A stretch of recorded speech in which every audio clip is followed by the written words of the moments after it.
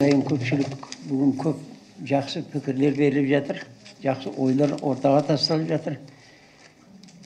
Мен енді бір нәрсеге қуанып отырмын. Домбыраға тұңғыш рет,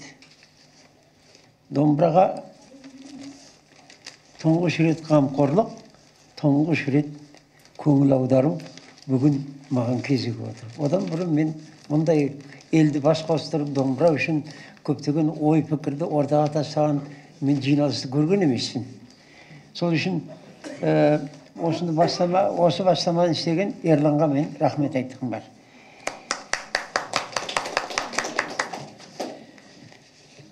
Ал енді осы қамқорлықтың арқасында біз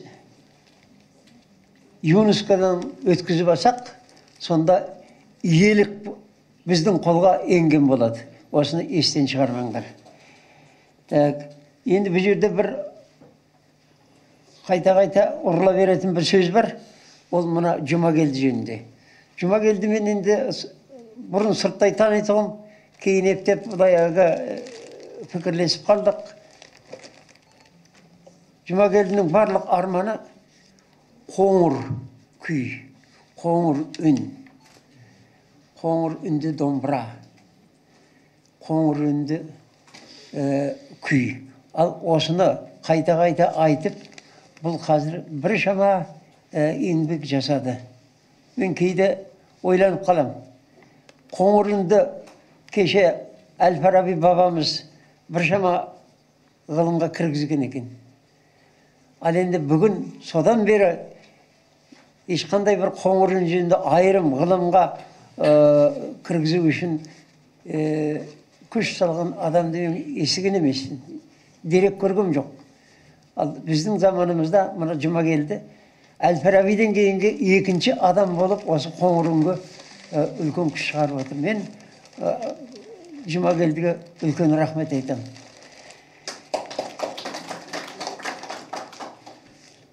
Мұна 1986 жылы анау тастың бетіне сызылған бір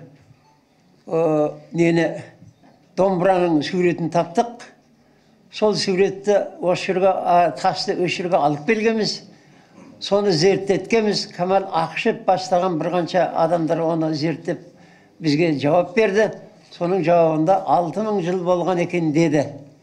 Әрине бар шығар, яки болмаса жоқ шығар. 6000 жылдық тарих деген домбыраға аз уақыт емес. Мүмкін одан да ұзақ шығар. Жақында Монғолиядан жаңа бір домбыра табылды. Ол Көктүріктің вақытындағы екен. 1,5 мың жыл мөлшері бопты. Әзір енді толық зерттелген жоқ.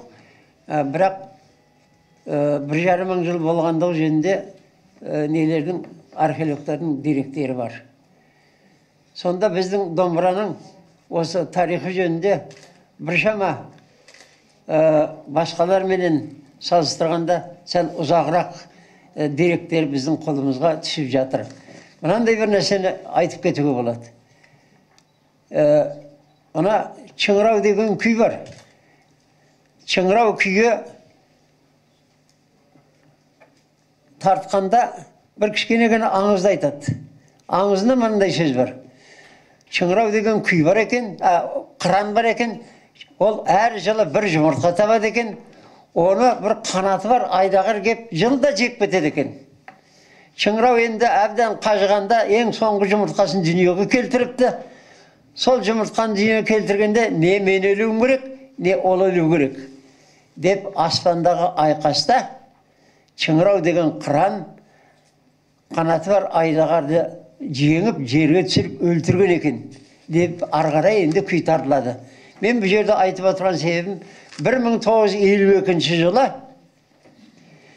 Қытайлар Чыңдау дейтін өлкеден қанаты бар екі айдағардың сүйегін тапты.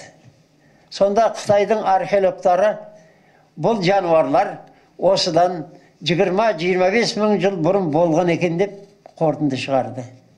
Дерек берді. Демек біздің Çıngırav деген күйіміз 20-25 мың жылдың алдындағы қанаты бар айдағар мен замандас екен ғой. Onu da biz kaysı asfapпенен ойнадық екенбіз ол күйді. Домбырамен ба, әлде сыбызғы ма?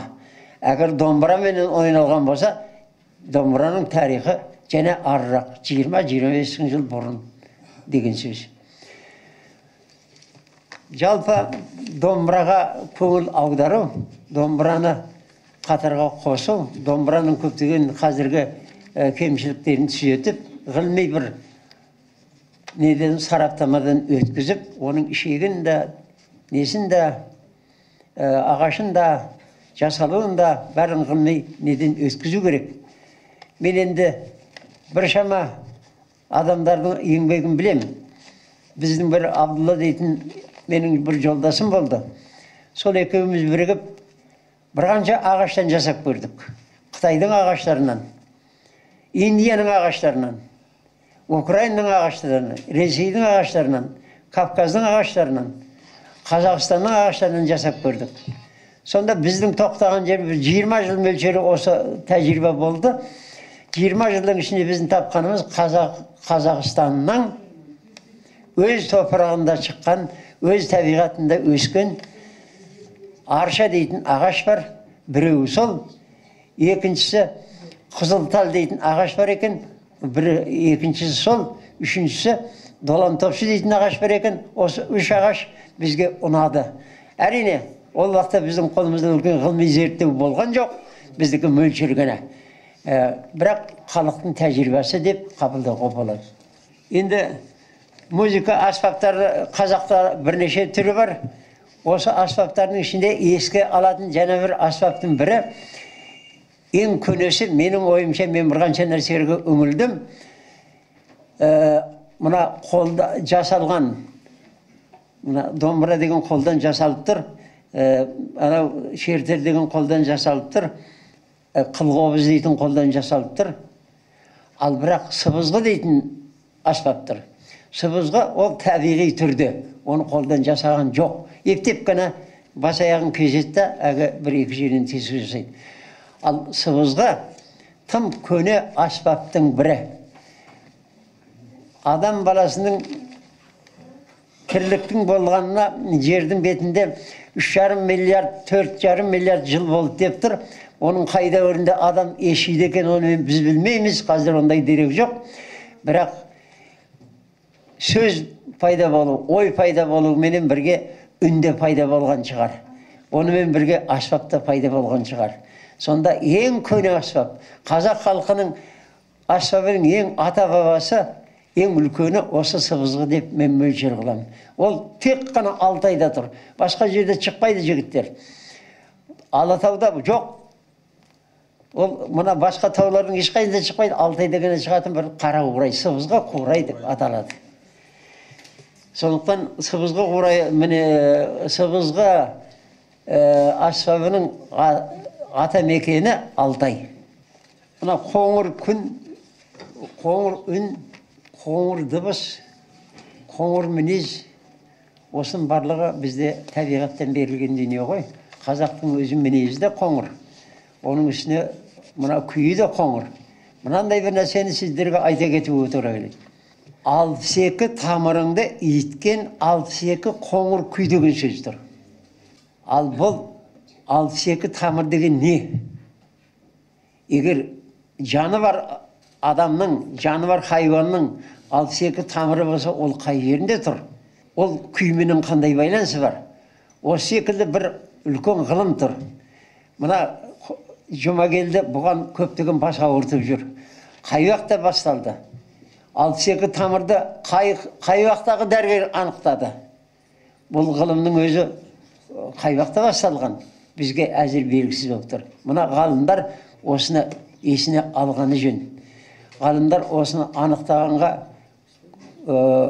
бір ой пікірді топтағаны жөн.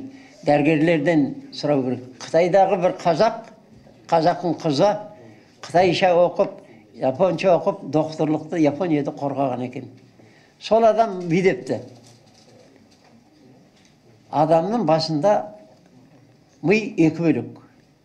Біреуінде 61, біреуінде 62 тамыр болады депті. Ол біздің қоңыр күй турасында ойымызды естіген жоқ. Бірақ оның ғылымдағы ашқан сөзі. Осы адамның мен аты жөнін әлі адресін таба алмай жатырмын, бірақ естеріңде болсын, іздеу керек. Домбыраның иелік қылғаннан кейін енді біз домбыраға сол ғылыми бір жолда осын жасайтын бір цехтар құрайық. Оншалық үлкен дүние керек жоқ қой оған. Соған көмектесіңдер, ойланыңдар. Ол сол құрылса көп нәрсе шешіліп кетейін деп тұр. Осы айтайын. Жақсы, рахмет аға.